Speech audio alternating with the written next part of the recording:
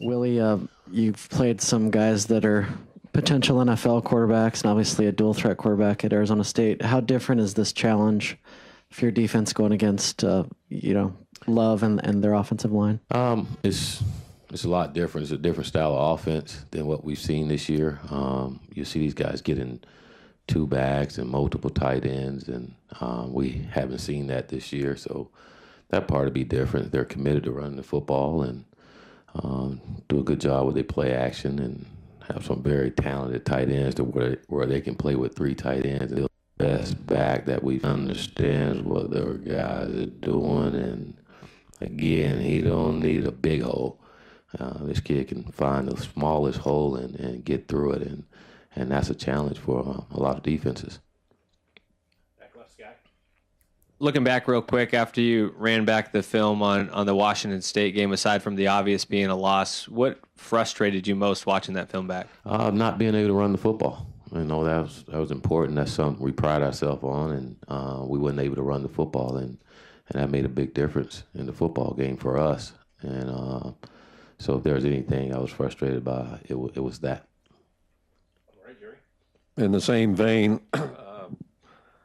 how would you rate the inability to run the football as much as you wanted to? Was it based on Washington State's defensive front being a lot better than Cal's, which you were able to run effectively on? Or was it lack of execution effort on the offensive line? How much of each would you say? I would say it was both. That was a really good defense, very active defensive line.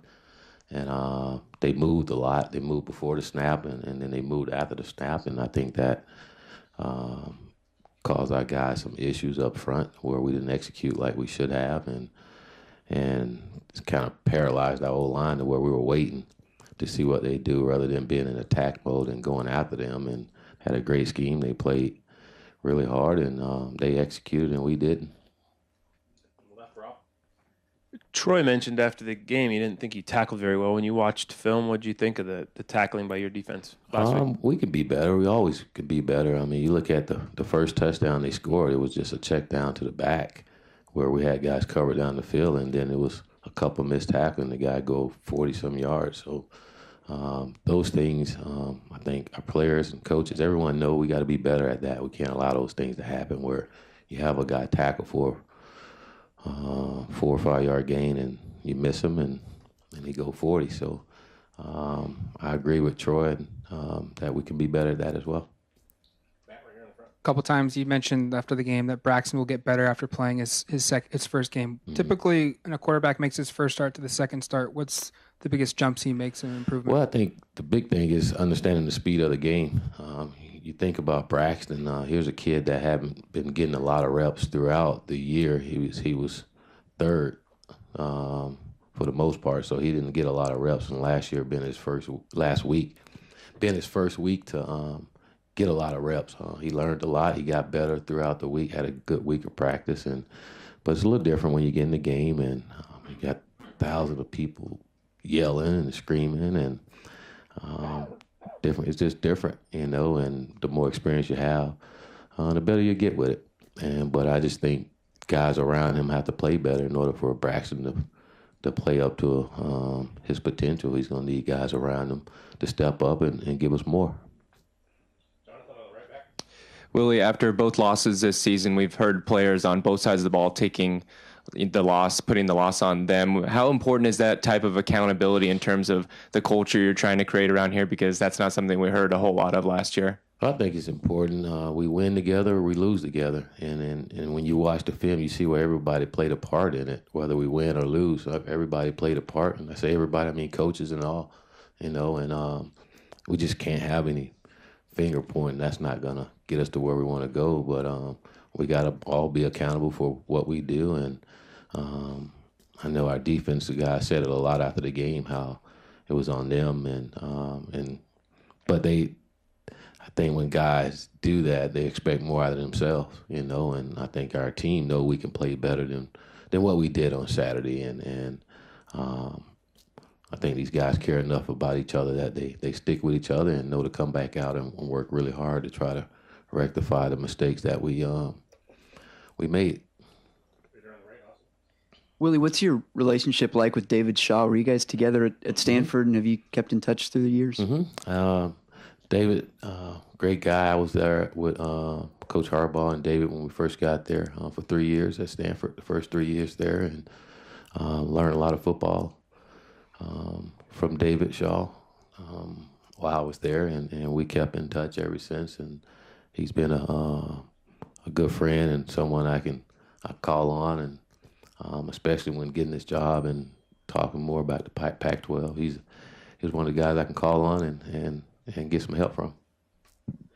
Just to follow up to that, did you have a sense working there that he might be a good head coach someday? And has he pretty much followed the blueprint that you guys had when Harbaugh was there? Or has he done different things?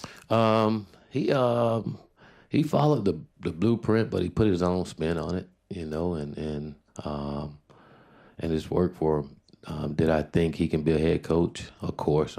David's very, very intelligent. He really understands the game. He has tremendous experience on the pro level and on the college level as well. But he understands defenses. He understands offensive line play. He understands the game, and being around him, you can sense then that he was on his way, and he's done a great job ever since.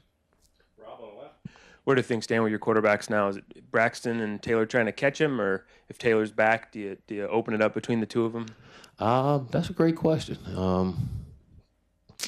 Taylor was back yesterday, and Braxton was out, and they both were getting reps, and we'll let it go through the week and see how the week goes, and make sure the guy that give us the best chance to win be in there to play. But we'll see.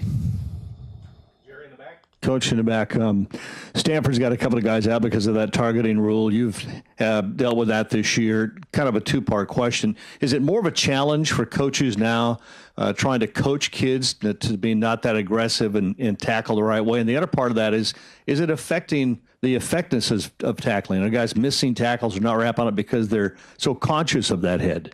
I think both of those questions are tough to answer.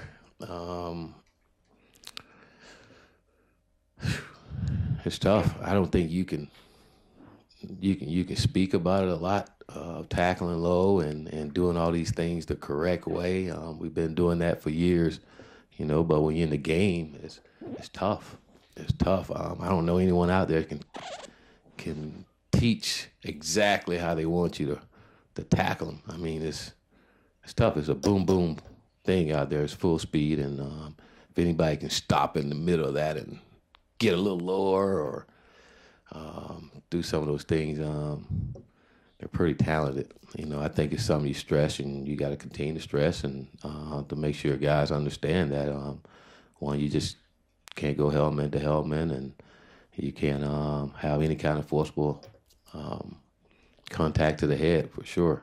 So you got to continue to stress those things, and you can do the halt tackle and all that, but I think even in the halt tackle, you got to be in a certain situation or a certain angle coming in to tackle someone in order to do that. And you don't always have those angles, so it's tough. We're trying to make the game safe, and we're still trying to be physical and still trying to go fast, and that's tough. But we just, like anything else, you just keep working on it and hope we all continue to get better and we make the right calls. Stanford's typically had a really good defense. What have you seen from them? And I guess maybe who stands out of what makes they do things so well? They're well coached.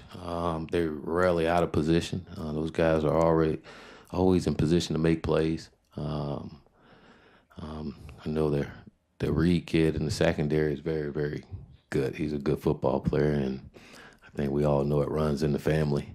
And he shows it on the football field. He's really good. The nose tackle's a good football player. They have some long corners. Good football team, just well coached, and it's going to take our A game.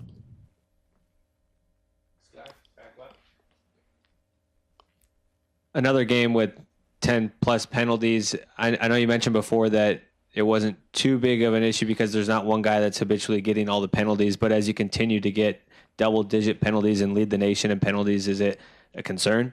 I think when you have double-digit penalties, it's always a concern, and you always work on it, but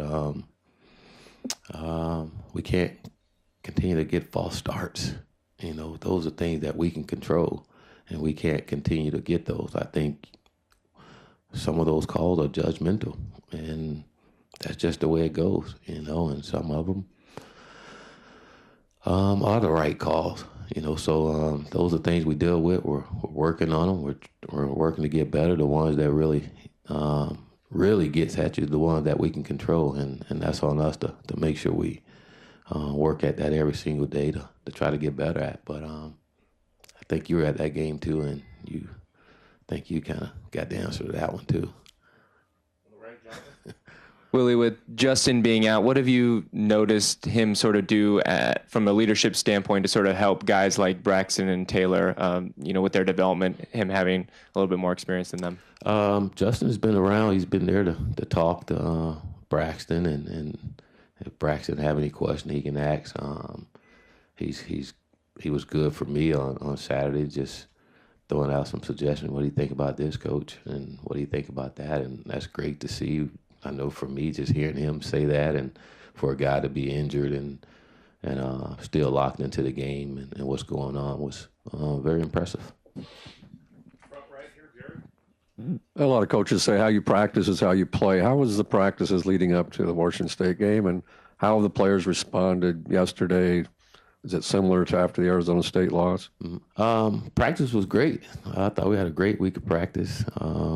I was really excited about going to the game because of how we practice. And that's one thing I can say about our football team is that our guys have learned how to practice. Even after a loss, they come back the next day and have their mind right and ready to get to work to make the correction. So yesterday's practice was good. Last week practice was good.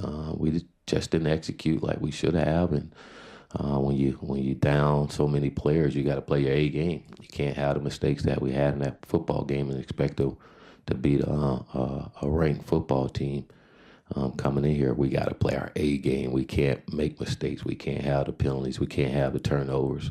We got to play our A game if we expect to beat teams like that when we're down like we are.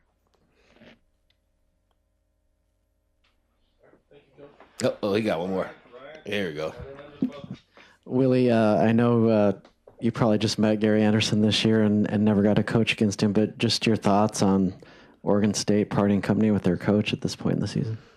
To be honest with you, I really don't have a thought. I've been locked into Stanford, and I just found out about that coming in here, and I got a chance to meet Coach Anderson and get to know him a little more during our head coaches meeting. Met him before when I was at South Florida and we played Wisconsin.